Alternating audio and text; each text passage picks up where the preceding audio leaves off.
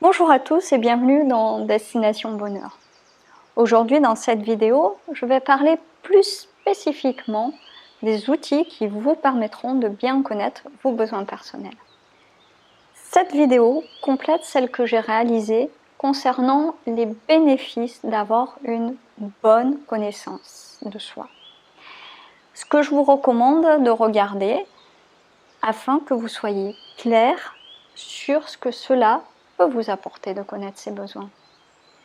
Vous allez voir qu'à l'aide des outils simples et pratiques, vous pourrez résoudre des problèmes de communication et élargir vos solutions face à des situations parfois difficiles du quotidien au niveau personnel et professionnel. Durant de nombreuses années, des études ont été menées dans le monde entier afin de connaître la psychologie cognitive individuelle et celle des foules. Le résultat de ces études sont aujourd'hui utilisés dans le domaine du marketing, des médias, des entreprises. Car si vous n'avez pas connaissance de vos propres modes de fonctionnement, cela est très utile à d'autres personnes qui sauront bien les utiliser en fonction de leur objectif personnel et non des vôtres. C'est pour cela que les vidéos sur le développement personnel me tiennent vraiment à cœur. Car pour nous, l'autonomie passe aussi par un chemin de l'autonomie mentale et la connaissance de soi. Par exemple, si vous êtes plongé dans la peur permanente, eh bien vous serez facilement dépendant et vous ferez des choix qui peuvent vous rassurer et qui sont complètement irrationnels. Du coup, vos choix seront certainement guidés par la peur et non par un choix en conscience. Certaines personnes, par exemple, sont toujours en colère et agressives. Eh bien, elles sont dépendantes de ces émotions néfastes pour elles au quotidien. Et sachez que nous avons toujours le choix, bien que chaque choix ait des conséquences, même celui de ne rien faire. Mais revenons à nos moutons, afin de passer de la moutonomie à l'autonomie. Voici la liste des outils que je vais vous présenter sur la connaissance des besoins dans cette vidéo. En premier, je vais parler d'une liste de besoins que je vous donnerai, puis la pyramide de Maslow, et enfin un jeu de cartes sympa et ludique pour vous et vos enfants. Alors déjà, en parcourant une liste, cela vous permettra de prendre conscience de certains de vos besoins. Vous pourrez facilement trouver des listes sur Internet, et je partage avec vous sur Odyssée dans un document à part, celle que j'utilise personnellement. Alors, voici quelques exemples de besoins, comme le besoin d'amour, d'attention, de bien-être, de boire, de clarté, de cohérence, de faire le deuil d'une personne ou d'une situation.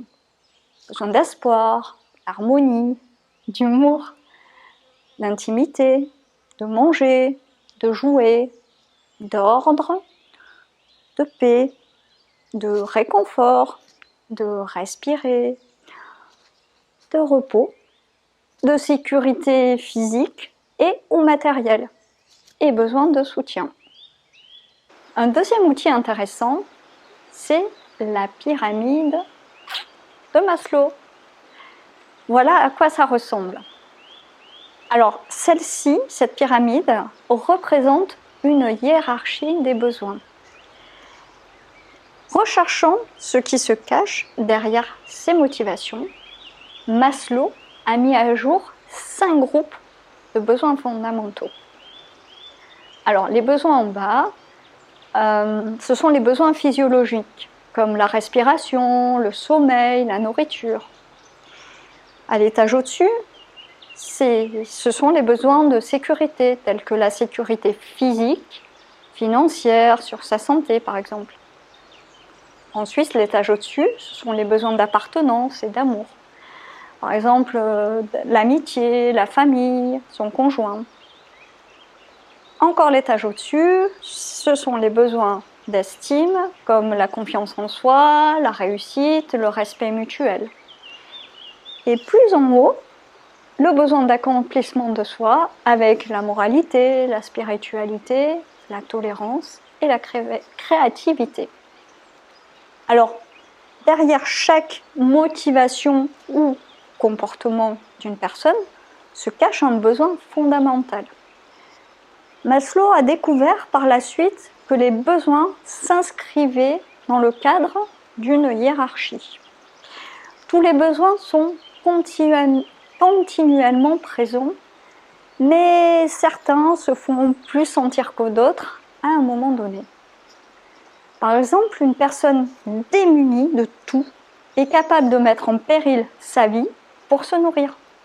Dans ce cas, on observe que les besoins basiques, physiologiques, ont plus d'importance que les besoins de sécurité qui sont juste au-dessus. Il dit également, Maslow, que lorsque un groupe de besoins est satisfait, un autre va progressivement prendre place selon l'ordre hiérarchique de la pyramide.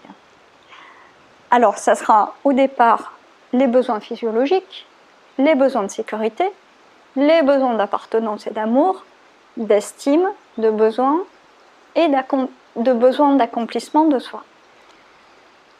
Tant que les besoins les plus bas de la pyramide ne sont pas satisfaits, il est difficile d'atteindre le niveau supérieur.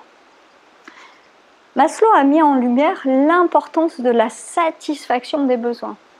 En effet, l'insatisfaction répétée à long terme peut déclencher des pathologies d'ordre physique ou bien psychologique.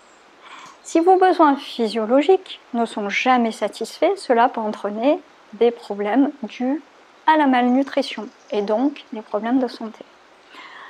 De même que si vous n'avez pas de sécurité financière, cela peut générer du stress de manière répétée qui va peu à peu altérer votre bien-être.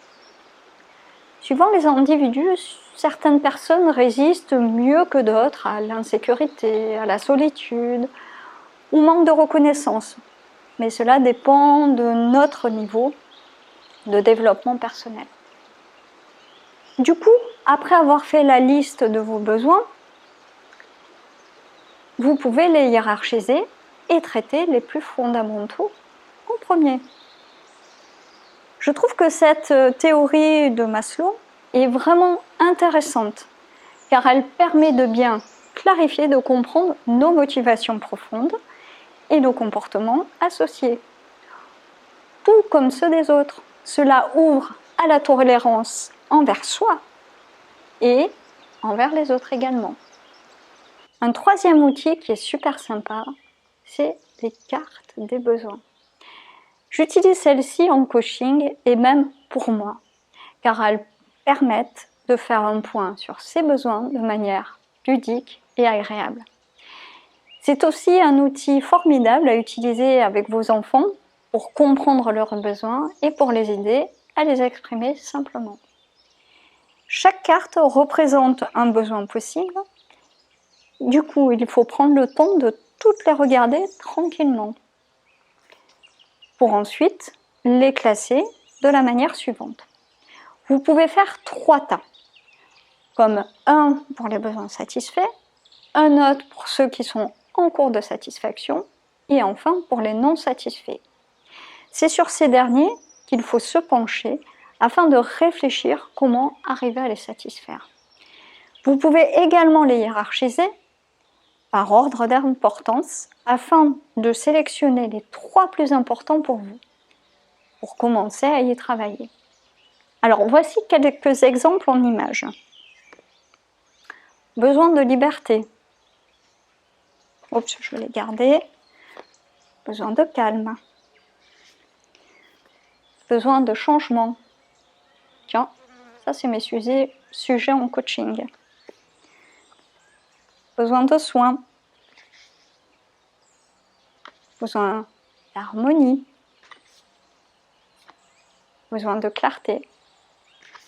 C'est vraiment super sympa et amusant de prendre ces cartes et d'en discuter avec tout le monde. Alors, dans des vidéos précédentes, j'ai partagé avec vous d'autres outils tels que la définition des valeurs, des questions pour définir précisément ce qu'est pour vous le bonheur et l'autonomie, et enfin sur l'intérêt de connaître vos besoins. Mon objectif est vraiment de vous simplifier la vie en vous donnant des outils et méthodes faciles à prendre en main, afin que vous développiez votre autonomie mentale, qui est un sujet souvent peu abordé dans le domaine de l'autonomie, tout comme celui de la santé, alors qu'ils sont essentiels, car nous les utilisons tous les jours. En tout cas, je vous souhaite beaucoup de bonheur et je vous dis à bientôt.